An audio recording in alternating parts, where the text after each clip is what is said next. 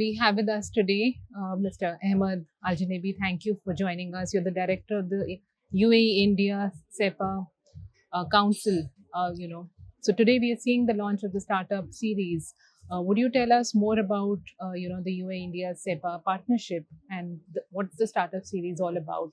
So the Startup Series is based on our experience from the launch of the UAE-India CEPA Council last year.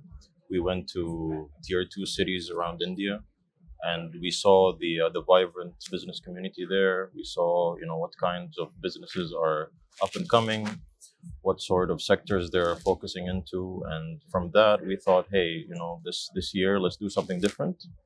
On top of the road shows that we've been doing, the roundtables that we've been doing, why don't we do something focused on startups and geared towards them? So that what really brought us to this day of launching the Startup Series, and that's what we hope to achieve, is to put the startups up in the forefront of our priorities, and really like highlight what they have to offer. Hopefully, nurture them and help them grow. So when we're talking of UAE looking at the Indian startup sector, what's the focus? What is the focus of the kind of startups you would be willing to engage with? And how do you see the potential there? So here in India, it's one of the third largest startup environments. There's over 100,000 startups from India. More than 100 unicorns are based out of here.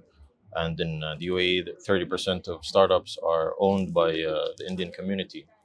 And sectors that we're focusing on are fintech, mobility, logistics, food security, medical technology, and more sectors that are part of the priorities between the UAE-India growth relationship.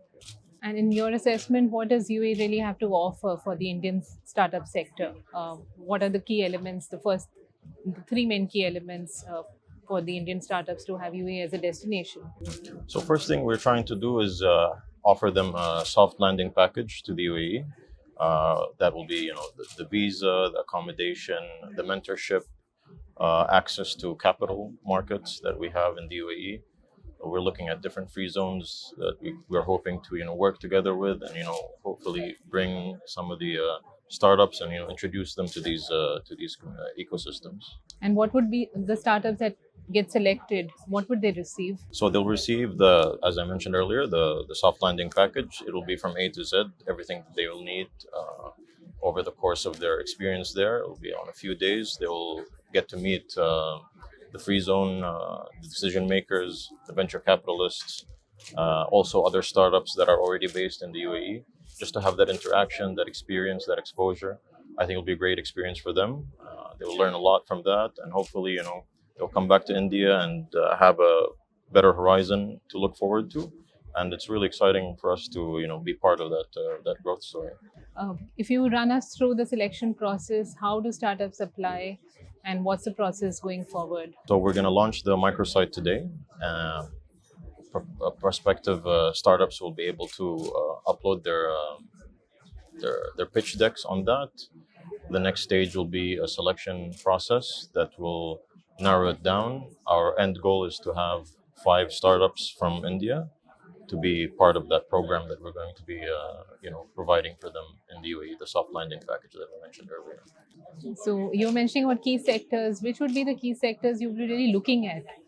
Right now, we're looking at all sectors, but the main priority would be, like I mentioned earlier, fintech, medtech, deep tech, anything to do with technology, really, as that's what's the main requirement these days. Food security is something very important, and India is very prominent in that. The agriculture industry here is huge, and that's something we need also in the UAE and beyond that also as we go forward. So it's been more than 2 years of the comprehensive economic agreement. How has been the journey so far? How do you see the progress? So now we've noticed that the total trade between the UAE and India has almost doubled.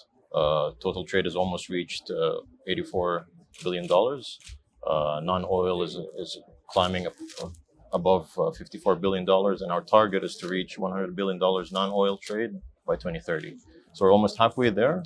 We got a lot of work to do, and we hope to achieve that by the time we reach 2030.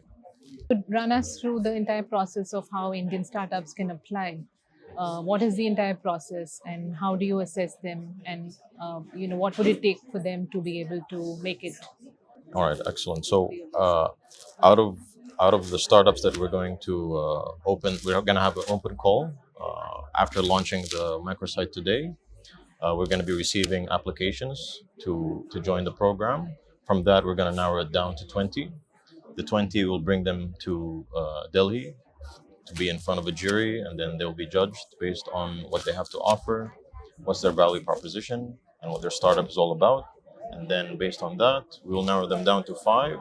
The five startups that will be shortlisted will have the the soft landing package that we're going to be offering them in the UAE. That will help them scale up, get the exposure about what the ecosystems abroad are looking like, and hopefully, from there they can expand their horizons to the Middle East and beyond.